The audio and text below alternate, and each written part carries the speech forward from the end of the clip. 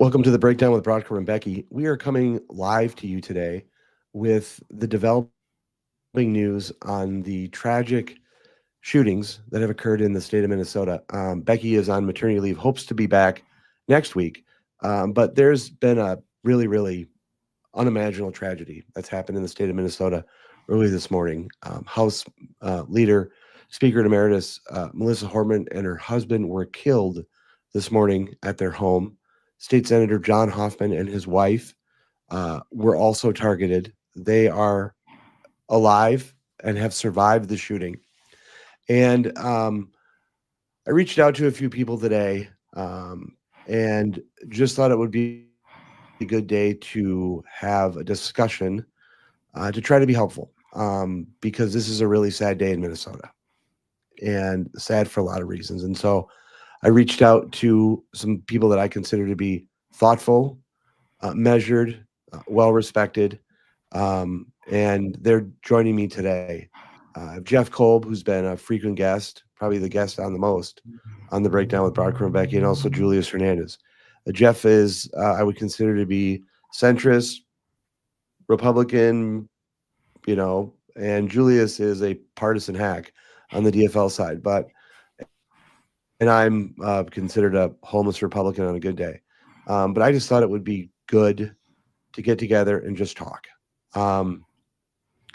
This is really a tough to see happening in our state. And I spoke to a number of people today, Democrats and Republicans.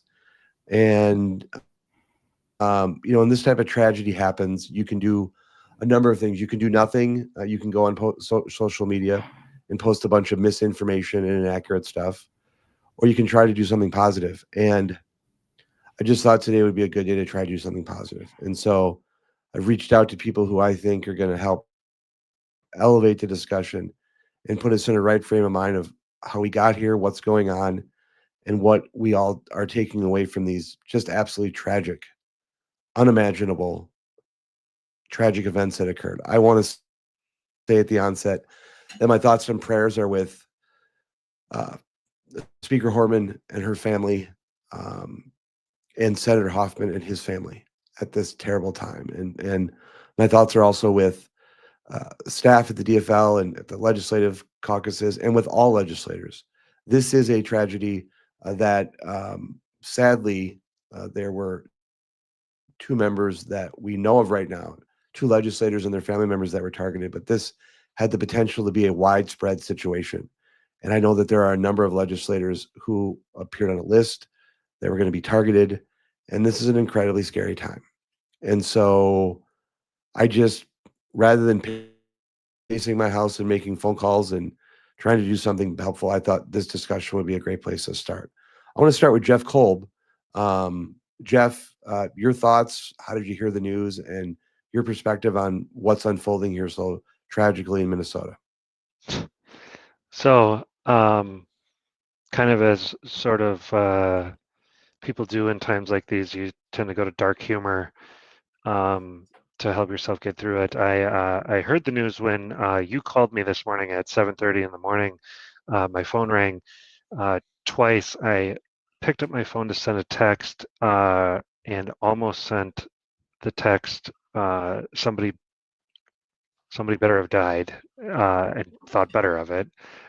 And I could not believe what you responded with. I mean, at that point, it was unofficial, but you had the information about Melissa Hortman, and the day kind of took off from there. It was. I'm still kind of at a loss for words, which is a little bit surprising. If you know me, that's not really a place where I spend a lot of time, is at a loss for words. I would say I'm in the state of, with a lot of people, in the state of shock. Like, it doesn't seem real. The details of what has happened so far are so bizarre, like ripped from a movie. I don't know. This doesn't seem like real life. It doesn't seem like something that could happen in real life, and yet here we are. And so I think that probably a lot of people are going through very similar thoughts at this point, going, are we serious? Did this really happen? Or is this actually what's going on? Yeah. Julius. Yeah, I mean, same for me, right? Like I woke up, I think, around the same time, and I had gotten some calls about it, and went on Twitter, and that was where kind of the first bit of news came out. In the early morning. Um, and so, I've been keeping track through there, watched the governor's press conference about this situation and whatnot. But I think just to echo like something that I think is really important to say is like this is it's one of the most insane things that I have probably lived through, and I've lived through some crazy stuff here in this state. But like first and foremost, Melissa Hortman she's a leader. She's a good person. She's a great human. John Hoffman, just as equally as a good person, people both who love their communities. But they're parents. They're someone's, you know, mom. They're someone's dad. Um, I think what I've struggled with a little bit the most today is that, um, for us this is tragic because it's people we know through the space that we work in or the space that we move in. But people lost family today. Julius, do you know? I don't actually know. I checked this morning. Melissa Hortman has older children who Yeah, presumably were not at home at the time. It sounds like there was a, a I'll say a child of Yvette Hoffman in the home, but I say child, but I actually don't know how old that person may be. I believe it was an older, young yeah. adult. Okay, Well, so and I yeah, don't know if that's so I'm just piecing together, of course, the news like you do, you sort of stitch together the various pieces. So I was just curious. That was one of the first things I thought of yeah, when I'd heard the news was, oh my God, were there children in the house? Not that, it's like, I don't know why we do that as you look for little silver linings. Like, is it's it's horribly tragic either way, but maybe it's a little bit less tragic. I don't know. That's kind of a human nature sort of thing to do, that you kind of seek out well, at least this didn't happen. Oh, well, at least that didn't happen. It's probably doesn't make anybody feel better at the time, but I guess that's just kind of a natural reaction. yeah. I mean, yeah, I think ultimately, like, and I'll finish with this point is like, someone lost their mom today. Someone lost their dad. A Yep. daughter saw her parents get shot and will never live a life the same again. Um, and I think more than anything else, just remembering like the conversations we have, the things we post on the internet, the things that come from this, good, bad, ugly, and everything in between, is like Melissa Hortman was a mother, she was a daughter, she was a wife. John Hoffman is, before he's a state senator, he's a husband, he's a father, he's someone's son, and like you know, the politics, whatever comes about that, these are people.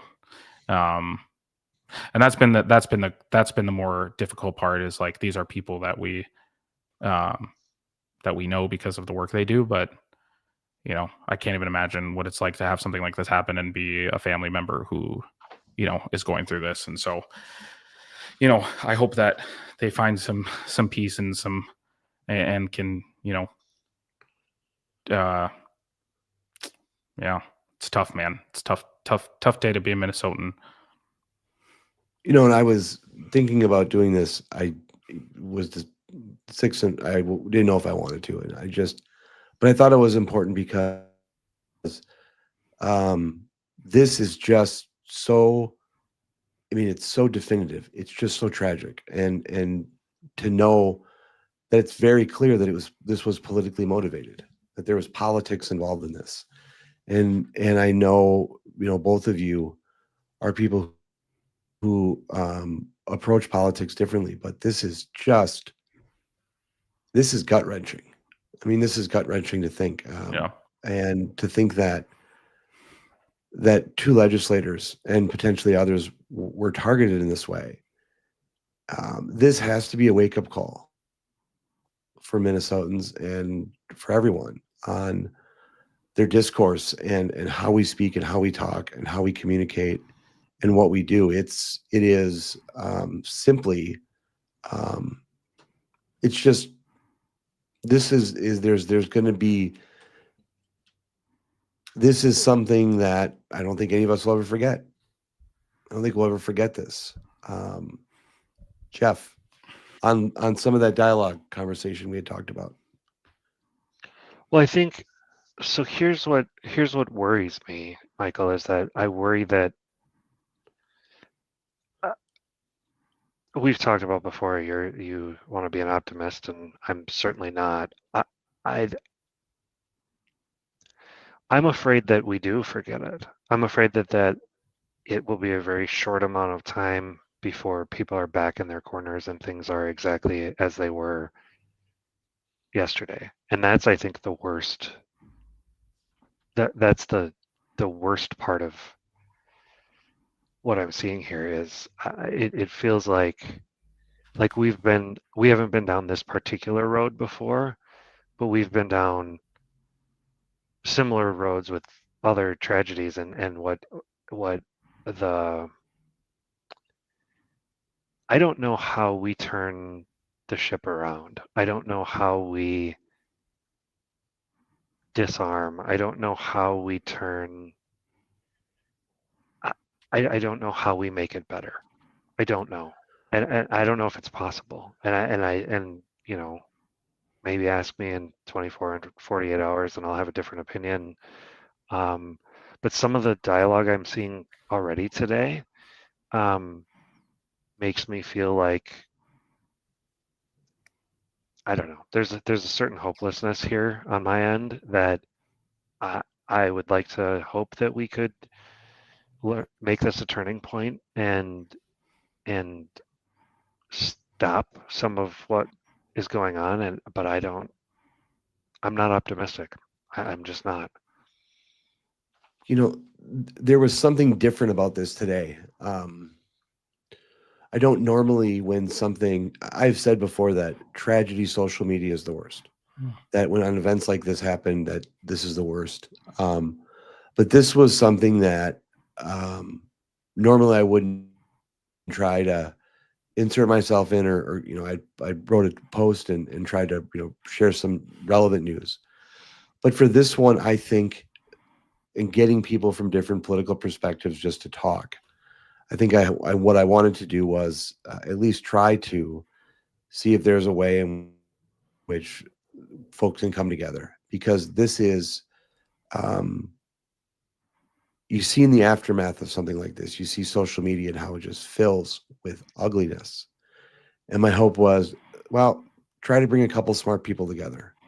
Try to get some people together that have grounded perspectives, even if they're different perspectives. I mean, Jeff, one of the things that I've spoken about extensively, along with Representative Hudson, was targeting legislators at their home, the targeting of politicians at their home, how there needed to be bipartisan support for not allowing that type of stuff to happen. And I think, I'm sorry, but I'd say there were a lot of bad things that happened today. One of the worst things that happened today was my wife said to me, "Well, it looks like you were right." Yeah. I mean, because I've been saying this for years. I've been saying this is just going to escalate if we let this go.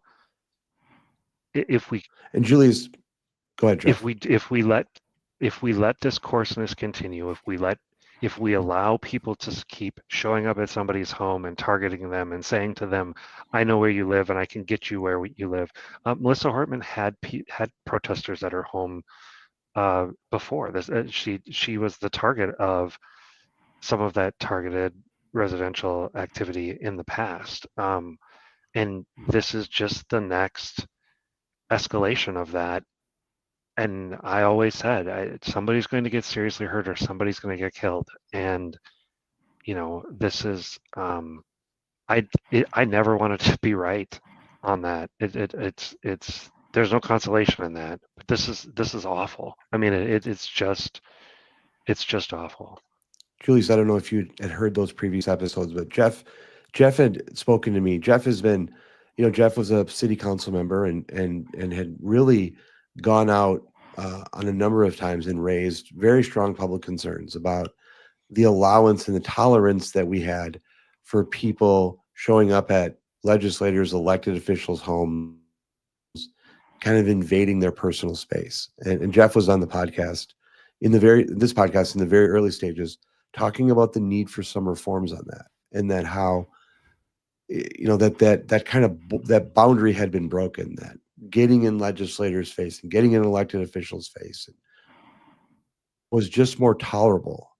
And so he did raise concerns about how there seemed to be a little bit of an acceptance that showing up at a legislator's home and doing that type of protesting was something that was acceptable. And he did raise concerns if there wasn't more of a widespread bipartisan concern, which there was about this happening. But this situation seems to be an absolute worst case scenario where someone identified them or appears based on published reports to have represented themselves as someone as an agent of law enforcement and showed up wearing the clothing and had all the gear and markings of being someone who is in law enforcement. But I think we've discussed this too about that kind of residential picketing and targeting at people's homes. That's something that's been a concern. Do you agree with that? Yeah, I mean, of course, I think it's like one of the most odd things about this situation is that like legislators' home addresses are on the state website. When you go to the House GFL website or House GOP or whatever. But the other thing I want to say about this situation in general is that, and I know we all agree on this, is like, what's so tragic about this is that being someone who serves your community shouldn't be a death warrant. It shouldn't be an opportunity for people to abuse you and to take advantage of like your service to this community and being a public servant. And I think, what Jeff says is true, is like, there has to be maybe some reforms about how we allow people to express their distaste or express their support or whatever it may look like, especially when it comes to people's personal lives outside of the public service that they do. But ultimately, I think the other thing we need to like really focus on is how we talk about each other. That's what makes a huge difference. And I'll just finish with this quick, is like, I think we're all politically involved. We all are, excuse my language, shit posters to some extent, or like we like to talk about these things on Twitter and other spaces and in politics and in real life and obviously on podcasts. But I think what's really important is like, it's too much. It's too much. We hate each other too much. Not us, right? But like I'm saying in general, the lines have been blurred between what's acceptable on how you conduct yourself when you are in politics and when you have opinions about these things. And I just want to really emphasize that, like, we gotta be better about the way we talk about each other. And when we talk about each other better, and when we talk to each other more, we're not gonna. It's a part of something that can maybe help some of these issues of going to legislators' houses or protesting inside their homes. Like, no one bears. No one has clean hands in this, and it's not a blame game. It's just we just got to choose to be a little bit better in the way we talk about each other and the way we conduct ourselves in the space of politics that has become so angry, and so intense. So yeah, I agree with Jeff on this, and I think there's a lot of ways we can go about that, to not normalize some of this aggression that leaves the chambers and leaves the political space. Julius, one of the things, it's interesting you said when you were saying, Melissa Hortman was a mother and a daughter, and you were going through that. What I started thinking about is early this morning, Tim Walz made a post on social media, or from his account. I assume he didn't do it, but basically just saying he was aware of the situation and there would be a briefing, and it was a fairly kind of standard post. And the responses to that, very innocuous, very appropriate, very just kind of wrote post that, it was like, hey, I'm aware of this, we're doing this. uh, you know every one of those people, theoretically, right, is a person. Every one of those people is a person who's maybe a husband, maybe a father, maybe has children, and that they they made a series of choices to go out and say and take whatever that hate is that's so intense, right, that they just needed to go and they needed to just take a shot at Tim Walz for saying that that he's going to hold a press conference. Like, it was just like, so what is that? I mean, what is that? I mean, I just, is that mass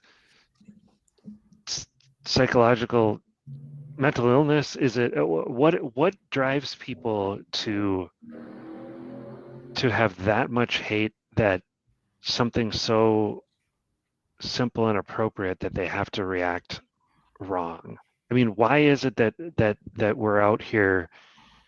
I've seen in the last few minutes, people who I know are people, because they're people who I've spoken to in real life, out here arguing about, well, this person, this was his motive, that was his motive, this person's statement was terrible, this person's whatever. Like, we just can't see the humanity in it. We can't just take the afternoon off and go, maybe right now is not the appropriate time to like start. It's the depressing. I don't know if I have a point at this point. This is maybe just like talk therapy or something, but it's like, what is all of those people are people, and they have all their choice of what they could do with their time in the world, and they're going to use it taking shots at the other side, because in a rush to make sure that they're the ones that get blamed for somebody doing something incredibly evil. Why do we think that that's a win? That's not a win. Nobody wins in this situation. There's no winners at all in this situation. We're all losers in this. Everybody lost. Well, and I think if I could just piggyback off of this, what I've been so impressed by is people who I disagree with on the other side of the aisle in the state have made it a point to take their time today to stand up against misinformation, to stand up to those people who are lying about this, and also, again, honor two people who have done a lot for their community that they don't always agree with, but they have decided are good people. And I know what your point is like, it's humanized. It's like everyone's a human in some capacity. And we have to humanize everything. And the way that these people respond is different from the way we're responding, or anyone else on who's taking this as like just a human tragedy. But I think ultimately, again, what's been so fascinating to me is like to see people who are Republicans in this state not only take time to say, you know what, Melissa Hortman was a good person, John Hoffman's a good person, and honor who they are, and say, like, and just take that time to do that, but also to say, when I mean, I've seen Walter, I've seen Michelle Benson, for example, standing up to misinformation online that's not true from people that are, maybe on their side of the aisle, and I think that's important, right? And I think what ultimately my point in all this, and what I've really kind of had almost an epiphany on today, is like, we just got to be better about how we treat each other in this space. Like, I think one of the things that has been a problem is for so long in politics, and especially since I've been old enough to comprehend this, is like the everyday politics becomes more and more and more personal. And we don't know how to treat people like people outside of this work sometimes. And I get it. There's a lot of people who are elected. There's a lot of people that do this for work. I do this for work. But I'm not just the person who believes in this policy or that policy, or I'm not. And Melissa Hortman wasn't that, and John Hoffman isn't that, right? They are people outside of this job that have lead good lives, that are good and kind and genuine people. And if we can all, at some point, start to treat each other like that, not just as politicians and not just as people in politics, but like as humans who have lives outside of this work, the less personal this becomes, the more human everyone views each other, and maybe the less reactive and the less angry and the less like evil sometimes maybe we respond to that stuff.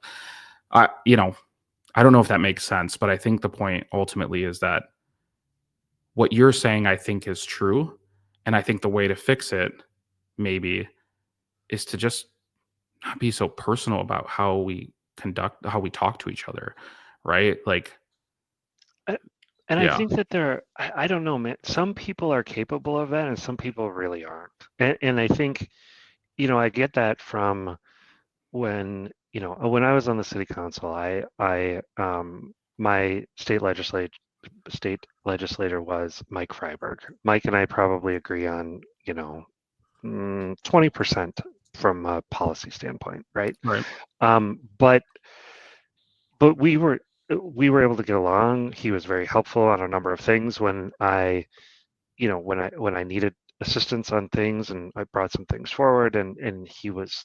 And so, and I always got these comments like, "Oh, you guys work so well together, but you disagree." And it was kind of like I didn't see it as particularly exceptional, but a lot of people did, and it was really odd to me because Mike's a great guy. Mike has kids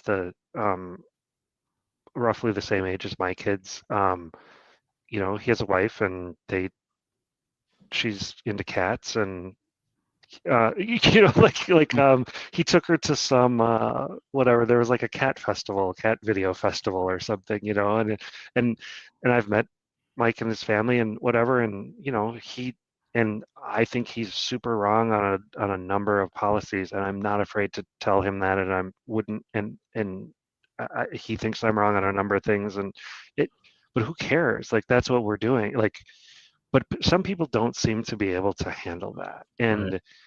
and I think, again, I don't know that I'm even looking for solutions, but Michael, I told you the story. I've told this story before, but I watched it happen in real time. It was really a strange thing to go through being an elected official. I was a very minor elected official, right? I'm a city council member in a city that has 22,000 people.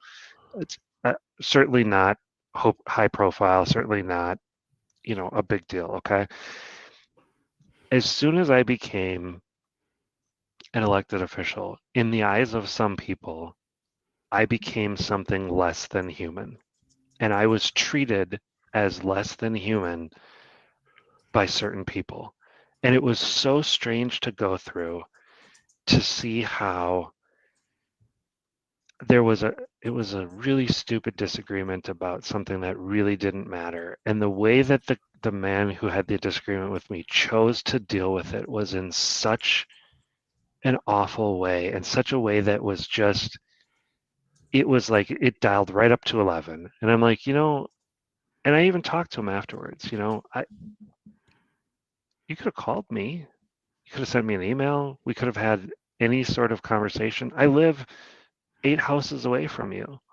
You could have come and knocked on my door. There were a lot of ways for you to resolve your perceived problem with me, but you just turned it up to 11 and had to go this other non-productive way, because suddenly I was no longer your neighbor, and I was a politician, and so then I was one of the bad guys.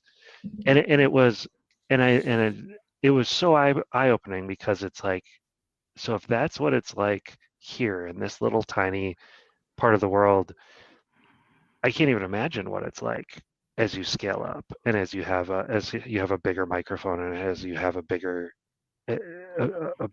draw, right? It's so destructive, and it's so awful, and I just, and look, I want to be clear about something. I've thrown my share of elbows at people, and I'll continue to. I will again, probably not tomorrow. I'll take a few days off, but I will. I'll throw another elbow again. But it's about that's a bad idea. It doesn't have to. You're not a bad person because you support policy X. I mean, you're a bad person if you're a bad person, and there are plenty of bad people in politics, and I've met them, and I've dealt with them, and there are people who act from a place of bad faith, and that's something that should be called out. But I think I don't know the but there's a very clear line for me on what's acceptable and what's not, and obviously any sort of violence is way over the line, but we start to targeting someone at their house, protesting at their house is over the line. That says that the only reason you do that is to send the message, we know where you live and we can make it uncomfortable for you to live here. And that's not a thing that you change through a state law or through whatever. You change that by making the people who behave like that pay the price from a societal standpoint. When everybody else looks at you and goes, "You think it's okay to go stand in front of my neighbor's house and protest? You think it's okay to show up at Bob Kroll's house and hit a pinata of him in his driveway? You think it's okay to show up at the Supreme Court justice's house and make their neighbors pay for having to live in the same neighborhood as you? You think it's okay?" None of it's okay. It's never okay. No, it's not okay to get up in their face when somebody's out in a restaurant having dinner with their family. No, you can go to their office and do that during office hours. There's lots of ways for you to redress your government. None of them are this kind of in your face, make people pay approach to politics. It's not good for anybody.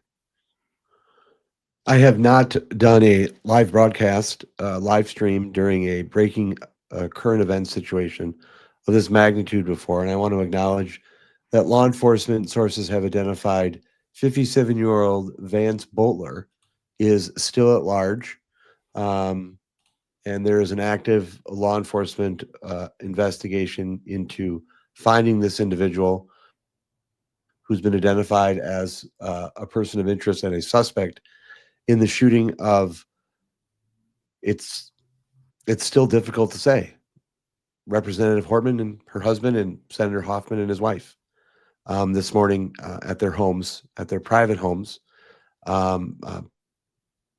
Representative Hortman and her husband sadly passed away, died because of this man, and by some miracle, Senator Hoffman and his wife, by all accounts, have survived and are in the hospital being taken care of. I want to say unconditionally that my thoughts and prayers are with Senator Hoffman and his family and Representative Hortman's, all of their families. I also want to say that this is to legislators out there. This has to be pretty scary.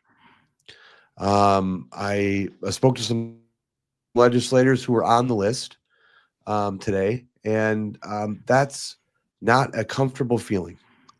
And I can't. That's an amazing. It's incomprehensible to think. To imagine getting the call and saying your name was on the hit list of somebody who murdered somebody. Sorry, Michael, but I want that the gravity of that particular statement. I don't even remember which legislator it was who said this morning, who was like, "Oh, I'm in a safe place, and I'm whatever," and I'm infuriated at the thought of somebody having to say to somebody, "I'm in a safe place." Like that's something that they have to clarify, because it's something that they did have to clarify. It's infuriating. It's I'm sorry. No, clearly amped up on this topic, but imagine what that would feel like. You relayed a little bit of that conversation to me. Speaking with somebody whose name was literally on a hit list. That's TV. That's stuff that happens on TV. That's stuff that happens on an episode of Law and Order. That's not a thing that happens to your neighbor who lives down the street. Yes, and it's just shocking. And again, this is different. There is tragedy all throughout the world. But this is just, I mean, we have on this podcast, we have discussed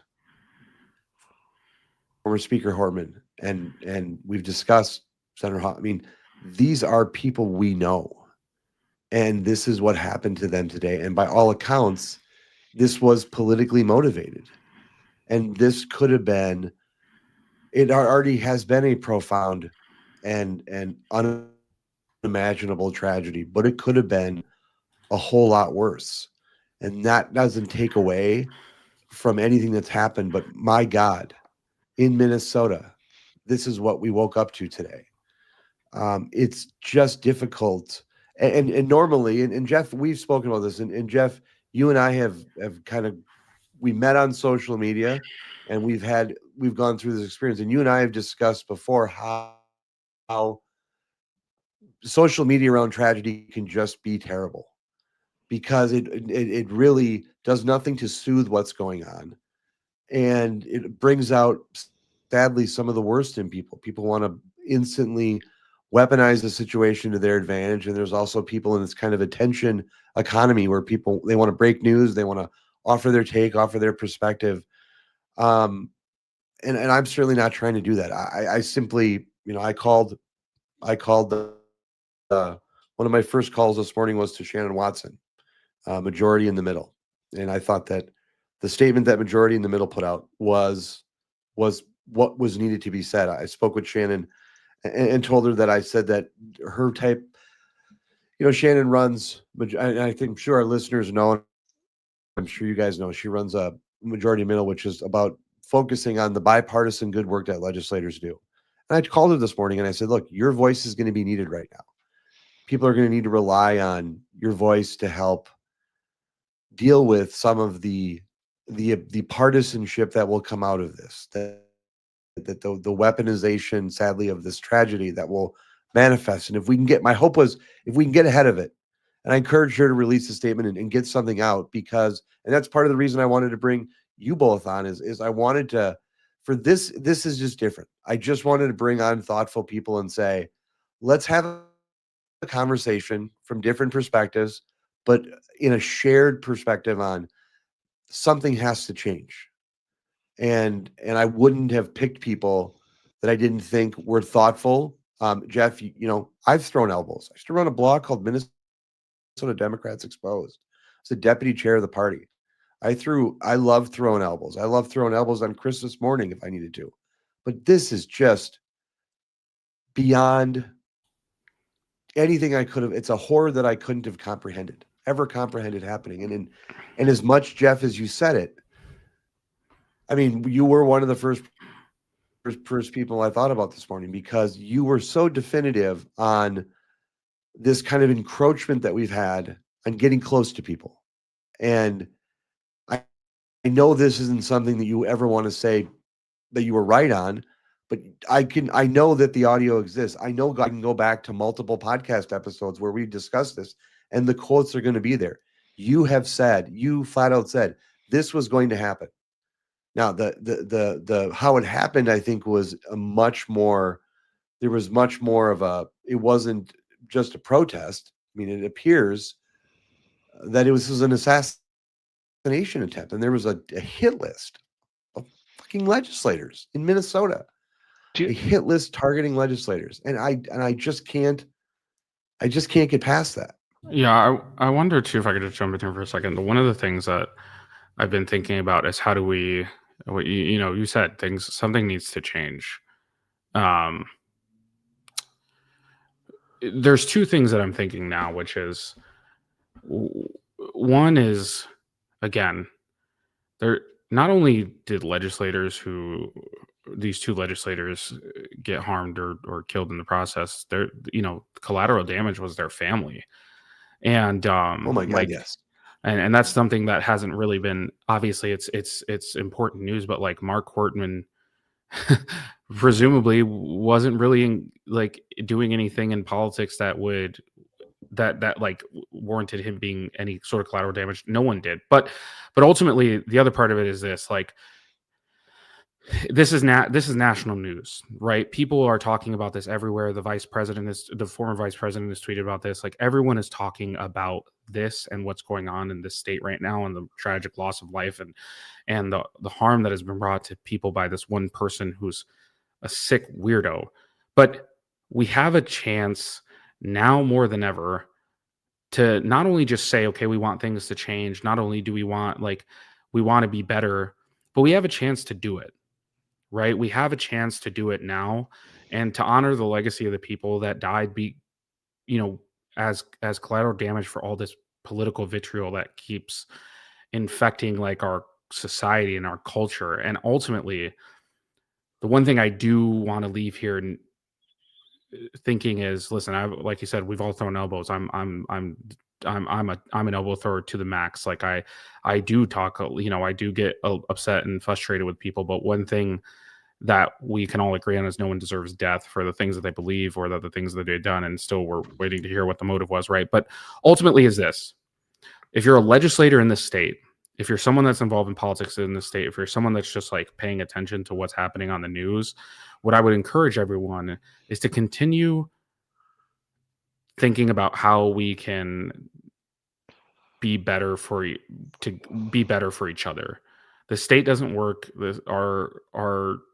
This is a result of the way that we treat each other and the way we talk about each other and the way that we engage each other in this very prolific space. And so I think ultimately what I want to get to is, this isn't going to change overnight, but how can we continue to have conversations in this state to say, how can we be better? How can we avoid this? How can we keep someone from feeling like this is the only option? And how can we not lose, how can we stop losing lives over politics? It's really, it's a crazy thing to think about. I know, Jeff, you were saying you were a little pessimistic about the nature of where this is going, but I'm optimistic that people will finally, maybe this will be the time that people will decide the temperature is too high. Maybe this will be the time that people will decide, I have to personally do better. Again, no one is to blame. No one bears any blame for this outside of the person who committed this heinous act. But can we change the way that we do things so that this is not something we have to talk about ever again? Can we change the way we engage? And there's always going to be bad actors, but I believe that there's a lot of good people here that want to see this never happen again. And we just have to challenge each other every day to say, okay, how can we how can we be better for the people in this state and for each other and for the work that we do and for the things that we encounter in this like political space that we run in.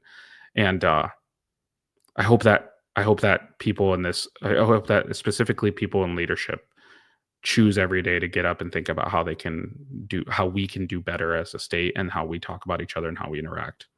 So, yeah, Man, I hope you're right.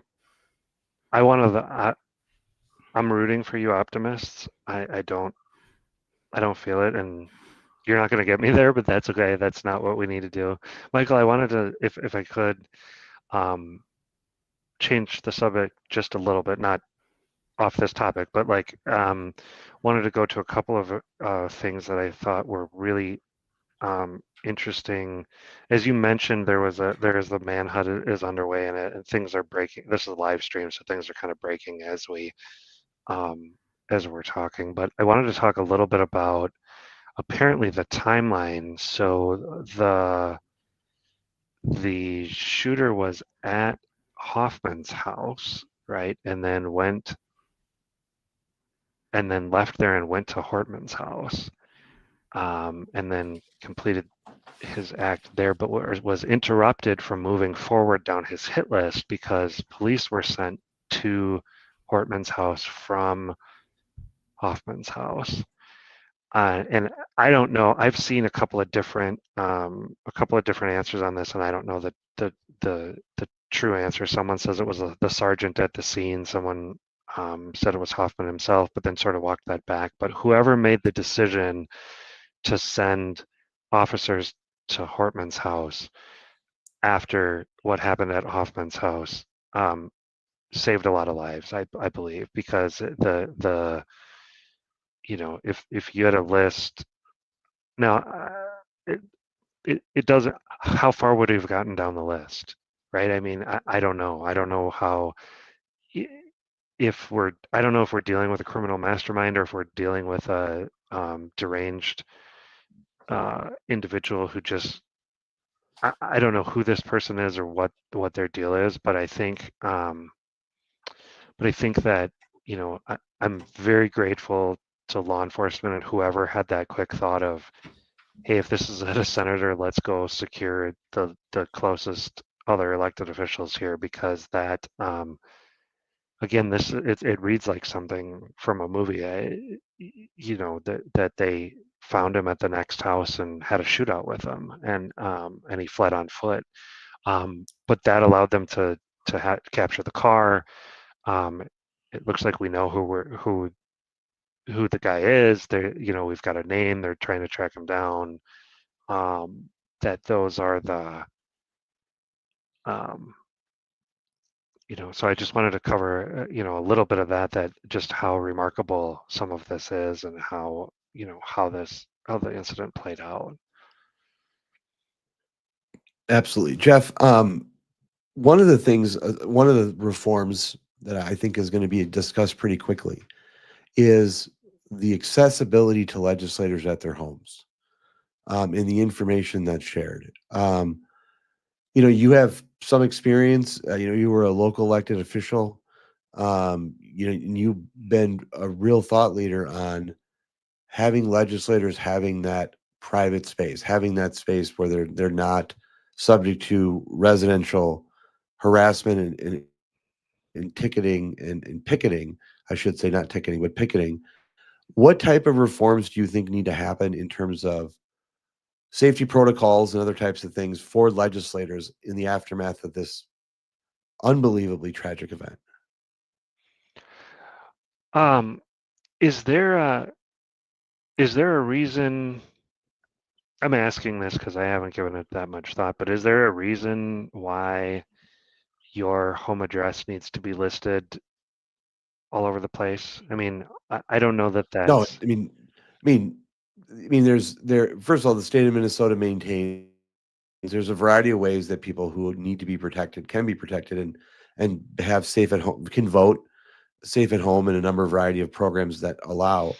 I think that would be a first logical step, would be to protect the addresses of legislators. But I'm also thinking, since it's difficult to undo what's already out there and you can't make legislators move their address and get new locations, I'm wondering if there's going to be a need for enhanced security um, around legislators' home. I live in Eagan, Minnesota. I live down the street from where Governor Tim Pawlenty lived when he was governor, and there was a security shack outside his house. And there was state patrol out there 24 hours a day, 7 days a week.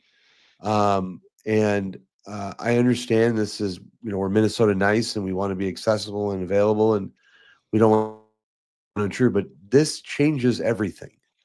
And I worry about it would not be an overreaction for there to be someone from the state patrol or local law enforcement parked at every legislator's home for the foreseeable future, because this is just terrifying. I think I understand your sentiment. I think when you start getting into the logistical realities of 134 legislators. 201. Is it 200? 67 senators and 134 House members. So there you go, 201. That's not a small ask in terms of personnel. 24/7 support. You're looking at 600. Well, more than that even. Personnel. I don't know that that's realistic. I think something like stipends for security for legislators. I mean, we had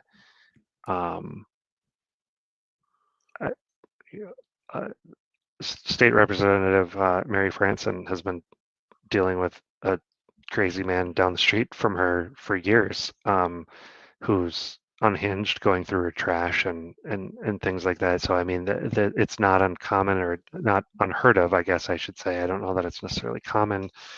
So I don't know. I don't know. I don't have. I will very much cop to not having the solutions. I'm not going to sit here and tell you that I know that this is what we should do and we need to do X, Y, and Z.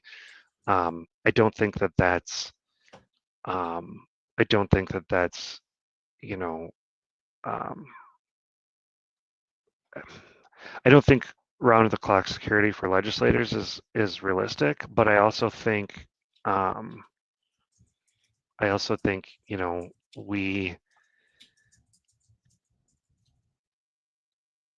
I don't know. I'm going to just stop talking because I've sort of ran out of steam on that particular topic, but I just don't know. I don't know where you go. Here's what's going to happen is I think that the immediate repercussion of this is that all across America, not just in Minnesota, all across America, maybe in some places outside of America, there are people who are on the bubble about maybe running for office someday who just went, nope. I got a text from a friend this morning who said her dad said, I no longer support you running for office. It's too dangerous.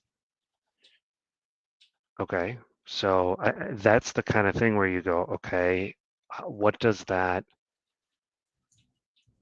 what does that what does that do? You know, there were a number of reasons why I didn't run for office again, but I would be lying if I said that the toll that it took on my family. I had a couple of particularly unhinged people who were fixated on me, and it didn't matter what I did. I used to joke that I could create a parade and name it after these people, and in celebration of their life, and they would still find something to complain about. They'd complain about how noisy the parade was, that they, you know, and again, I was a minor city council member in a relatively small town.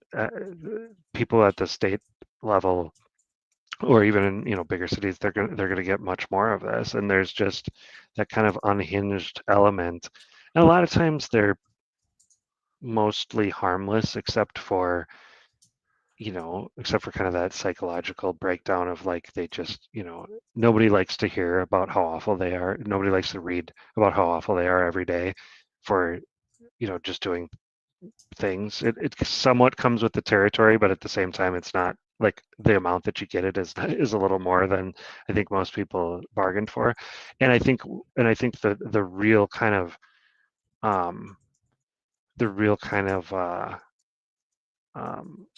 fallout, the immediate fallout, is going to be people who are going to say, no, I'm not going to run. And we're going to be deprived of, again, more people who are good. The type of people who should run for office are going to be the people who are not going to run for office. The governor just ordered flags to half staff. That one just came into my email. I don't know for what period of time, but I just saw that. Hot off the presses. Let's look here. One thing, to that point, Jeff, we've discussed this, and it doesn't compare, but when I was in the course of writing, you talk about that harassment and that feeling. In the course of writing a book, I'd get restraining orders against people that were threatening, my wife and kids, family members. There is just a fear that comes with that type of stuff, and with stalkers and those targeting people. And you want people to feel safe in their homes. You want people to feel safe in their homes. You want people to feel comfortable in serving, and this changes everything. I mean, this changes so much. I mean, it's serving in office, serving in the state legislature should not be. You should not have to factor in whether it's going to lead to you being assassinated. I mean, it's still I mean, I can tell by, I mean, this live stream is a bit of therapy and grieving. I'll be honest with you, that's because I was pacing the house, walking back and forth, just sick to what had occurred. But to think about this, I mean, the former Speaker of the House and sitting legislator, Melissa Hortman, and her husband were assassinated today. I mean, that is simply shocking and appalling. And I think the only reason why I haven't leaped out of my seat in anger is because I'm just numb, because it's that type of an event. This is someone who dedicated themselves to public service. We can disagree till we're blue in the face about the issues, but I guarantee you, she didn't deserve to die, and her husband didn't deserve to die, and Senator Hoffman and his wife didn't deserve to have their home violated and then to be shot up. And I'm stunned and somewhat numb by the fact that I have to say that I in fact said it. And I guess so much of this is I was looking for, I guess I was looking for a bit of some comfort in today's events by talking with you both, and you can stay on for a little bit longer. I'd appreciate it.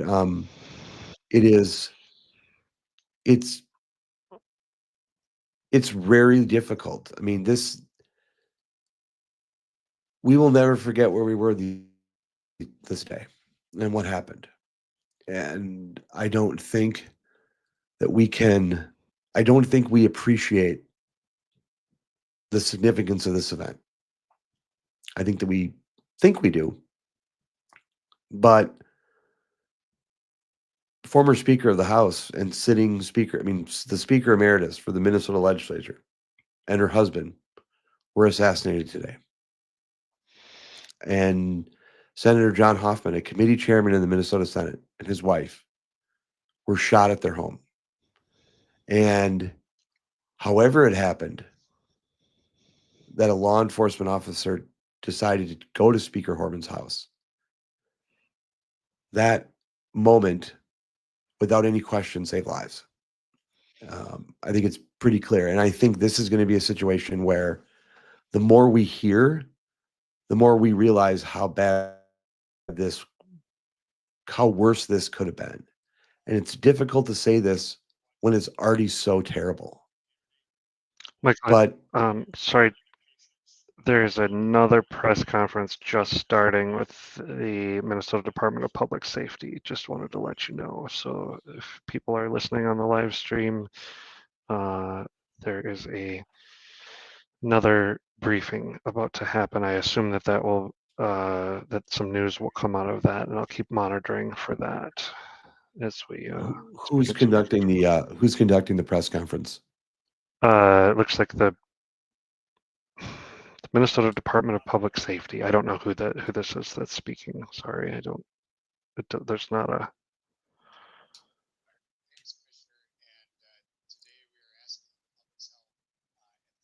I missed who they introduced. Somebody just now. Looks like they have not caught the gentleman yet, or the perpetrator. They've not caught him. No, they're Jeff and Julius, to the degree which Julius, I don't mean to diminish your credentials, but I mean Jeff has worked security, not in law enforcement, but has a good understanding of law enforcement, and I wrote a book about a true crime case. I'm curious about both of your perspective on the fact that he hasn't been caught yet, and it appears that he was on foot. Any perspectives on that, Jeff or Julius? The information that came out, so let me state again for the record, if I haven't stated it yet, and Michael, you've heard this. Julius, if you haven't, you get to learn I'll give you the free lesson in crisis management, is that the first reports are always false. That's the first thing when we would teach crisis management to people, is that the first reports out of the scene are always false. You have to always assume that everything is false until it's proven otherwise. And so I will state that caveat, but the information about this guy is that he may have, if not a military background, at least fashion himself some sort of kind of military type person. He was working with a private security, or maybe operated a private security firm. There are some pictures online of the cars, a blurb from his website where he states that the cars that they use look like police cars, and that's an asset in his private security, that private residential security service. And so I think this is a guy who's got a little bit of at least know-how or savvy in terms of how law enforcement operates. And so the fact that he would elude law enforcement, at least at this stage, is not particularly surprising. Yeah, and I was going to say too, just following up on what you're saying, it looks like it's a private security and a private investigator. So I think, based off of what we know about his manifesto and all the other stuff that has been out, taking it with a grain of salt, I think Jeff is right that there probably had to be. It seems like he knew that he had a backup plan, I guess, if that makes sense. And it seems like if he's been evading for this long, I mean, this happened at 2 a.m. and it's 3:10 p.m., almost 13 hours later, that there's some sort of plan here that he's maybe following. Maybe he routed out if something went wrong. And I think it's also, like, just to point out too, it's a real danger I hope that, one, that these legislators are all in a place that's safe and secure. Because if he's still out there, we don't know what that looks like for everyone who he's targeted. But there's a video that went on Twitter of the car that he was using that was towed away from the scene of the crime when just an hour ago. And I mean, that car looked exactly like a police vehicle. And so, I just wonder what his preparedness for something like this looks like, because it looks like it was pretty intensive. If you can't, you have a literal manhunt going on, and 13 hours later, you still can't find him. It seems like he knows what he's doing. And Julius, I did read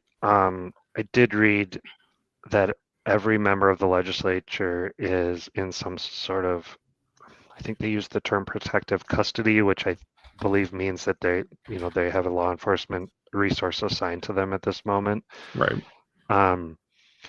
The other thing I wanted to mention, I was surprised, if we're going to do the credit where credit is due thing, I was surprised that the President of the United States, when he weighed in on the event as he did, had a very responsible and almost demure for him statement. I know that's grading on a curve, but we live in the reality we have. So it looks like if the FBI is actively coordinating with Minnesota, it looks like the Justice Department is definitely involved in this case. And so I'm going to think, he may stay uncaptured for a while. He may be able to run for a little bit, but he's not going to. We're not going to be looking for him in 6 months. I mean, this guy's going to be. It's a matter. It's probably hours. It might be days. I don't think he lasts weeks. I don't think he's that good. I mean, he looks like more like he wants to pretend he's a cop or pretend he's a member of the military. It didn't look like he had, special forces training or anything like that. There's the press conference is law enforcement officials and the mayors of, I believe, Champlin Park and Brooklyn Center. Champlin and Brooklyn Park. Champlin and Brooklyn Park. Sorry, it's the Champlin Park. Champlin and Brooklyn Park That's the high school. are at the are giving comments right now. This is unprecedented. I haven't. I mean, this is just unprecedented. And to hear Jeff say about legislators, I mean, that's 201 legislators. I mean, that's 200 legislators right now, and others that are getting some form of protective care. Michael, the Bureau of Criminal Apprehensions is now asking for tips. So there is a tip line, 877-996-6222, the BCA tip line. So they're actively looking for tips, which is a bit concerning, meaning that I think if you go out to ask for tips, that means that maybe they've exhausted the leads. I did see something saying something about that there has been law enforcement had been on the scene of his property. Again, I don't know how all of that, I don't know how true all of this is. People report things, but it certainly seems that they are looking for him. So go ahead and continue.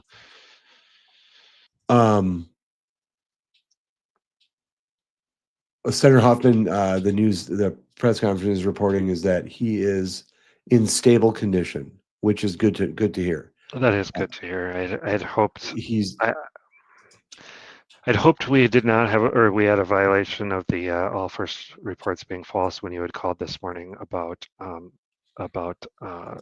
Melissa Hortman.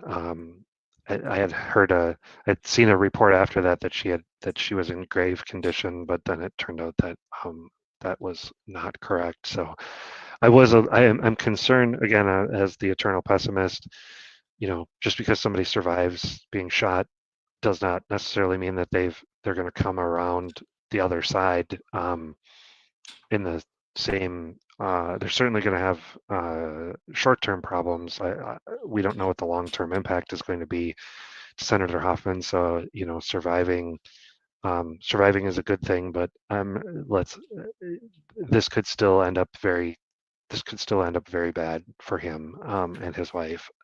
So I'm a little bit cautious on the good news. I think we all want to cling to that good news that they survived, but that has many degrees. And so if you ever need somebody to bring you down, I'll be that guy in the group. But let me ask you both, what would you like to see aside from this individual being caught and prosecuted to the full extent of the law? What would you like to see from the body politic in Minnesota and citizens as a response to this? What would help? What would help us heal, come together, and be better while honoring the tragedy that happened, this unimaginable tragedy? What can we do to be better, to come together and lower the temperature and find a way to prevent this from happening ever again? So I think that I mean the congressional delegation put out a joint statement from Senator Klobuchar and Tom Emmer. If if you follow Minnesota politics, Senator Klobuchar and Tom Emmer are not generally on the same side of anything, but it was a joint statement for the entire congressional delegation, which I think was which is a good step. I mean, that's a good start. It's really easy to put out a press release that people can agree on. I would love to see the leaders of our state appear together in the next several days in a meaningful way and talk about it. And you know what would be really, really great? It'd be great if some of them actually called themselves out for their own rhetoric. You know what? I've been part of the problem sometimes, and I need to do better.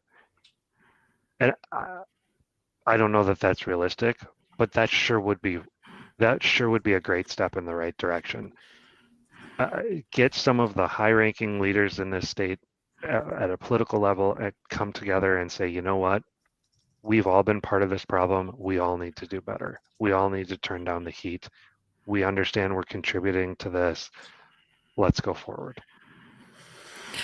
Yeah, I think I'm on the same page as Jeff here in a sense of I think it's incredibly showing and telling that the congressional delegation all put out a joint statement. And that our elected officials across the state have been visible and not only honoring the people who've died from this and who are in the process of recovering from this, but I think that the other thing I would love to see is everyone take a pause to to speak with more care, to listen and have more patience, and also to remember that like the words that we say and our actions and the way we conduct ourselves in this space as leaders in politics, that those things ripple outward.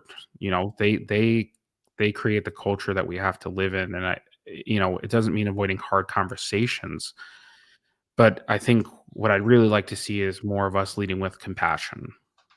Even when we're angry, don't let hatred seep in. And when we have disagreements, we don't go on Twitter and slam each other, but we say, you know what, it reminds me of what I would like to see is more John McCain moments. And it's fitting that this happened in St. Paul when John McCain was doing a rally and a lady said, I don't trust Obama. He's an Arab or a Muslim or whatever she said along those lines. And he took the mic and he said, no, he's a good family man who I happen to disagree with on policy, and you don't have to be afraid of him as president. And I think I would like to see more of that from our elected officials. Because I think one thing that rings true is Melissa Hortman from both sides of the aisle. People will tell you that she was a good person who they just happen to disagree with on policy. And so I think, I just hope that we spend today holding space for like the grief and anger that we have, but don't let it harden into hate. I think we need to like use it to be more patient, be more thoughtful, be more caring, and and stop seeing each other as enemies or as threats, but like fellow human beings who want to be safe, who all want to live with dignity, who all want to serve our community in one way or the other. I know that's a lot to ask, and historically, things like this, they come and they go, and people don't. People say they'll do one thing and don't, but I hope that really at this level, at this being so as big of a story as it is across the country, that leaders would start to do that. And listen, I'll finish with this, and this is probably my final thought I have is we are all in some way have been a part of this rhetoric leaves that leaves room for some of these actions, but ultimately, um, I think we have the capacity to be better. And like Jeff said, let's own up to it. Let's move past it, and let's find a way to be better together. And whether it's rhetoric or the way we conduct ourselves in people conduct themselves in office, I think it really is as tragic as it is an opportunity to change the course of things here, maybe just in the state. Um, and hopefully we can use the tragedy to to really turn things around. So Those are good words, and we'll end soon. I just want to remind everyone that there is a suspect at large, 57-year-old Vance Butler. Law enforcement is asking for tips at 877-996-6222. Again, that's 877-996-6222. And I think it's still, I mean, I'm still struggling, and I think we're all going to be struggling, but I'm struggling with just that two legislators, one fatally, there was an assassinated today. I mean, Melissa Hortman and her husband, and my God, it's just beyond comprehension of what occurred today. And again, very good news in this situation to know that Senator Hoffman and his wife, based on published comments, are doing better, out of surgery, and are in stable condition. It doesn't mean that the road ahead isn't going to be difficult. But my goodness, we should all be so thankful that they're alive. And again, thoughts and prayers are beyond it seems trivial to say to Speaker Hortman's family, her husband, and what that family will be going through and is going through right now is simply just a nightmare. And I do hope, to both of your points, that something good can come out of this, that we can be better as a society because of this, that we can be better as a society. I want to read something just very quickly before we go. Shannon Watson again from Majority in the Middle. I'd wanted her to try to come out here today, but wasn't available. She was traveling to do the work of Majority in the Middle. But she put out a statement earlier today that said political violence is never acceptable. They shouldn't have to be said, partly because reasonable people all agree, no matter where you live and no matter what political affiliation you claim. On days like today, it's important for us to recommit to our shared values and come together in affirming our commitment to peaceful disagreement. We must do this right today and into the future. If you feel like you need to do something, avoid retribution, sharing only confirmed information, keeping others calm, and giving law enforcement the space to do what they need to do are to-do action items. If you want to protest, do. If you want to stand vigil, do. If you want to cry or pray or be angry, do. But also slow down. Don't assign a motive. Don't read into or share incomplete information. Don't engage with agitators. There is so much more we don't know. My thoughts and prayers are with Representative Hortman, Senator Hoffman, and all who love and are loved by them. I think she said it very well, and I think it's a good place to end this. Jeff and Julius, I want to thank you both for coming outside of what I would say your comfort zones and joining me today for just a bit of time. I may do this again this weekend, and I hope to rely on you if you guys are available. But I just really want to impress upon our listeners that the reason why I had you come on is because you are the exact type of people that can help lead these conversations. You guys are thoughtful. You are thoughtful in the right way. You are critical in your own way, and people will look to you over the coming days for your leadership, your tone, your message, and you guys are such good ambassadors to help bring the state back together where it needs to be. And I'm so appreciative that you took the time to come on, be vulnerable, share your thoughts during this absolutely immense tragedy. And I'll be back to cover this more, maybe later today, if not tomorrow, and hope to rely on you both again. All right. Well, thanks for having me on, Michael. I would rather be here under pretty much any other circumstance, but it is. Here we are. All right. Thank you guys both. Yeah, thanks for We'll having talk us. soon. Thanks.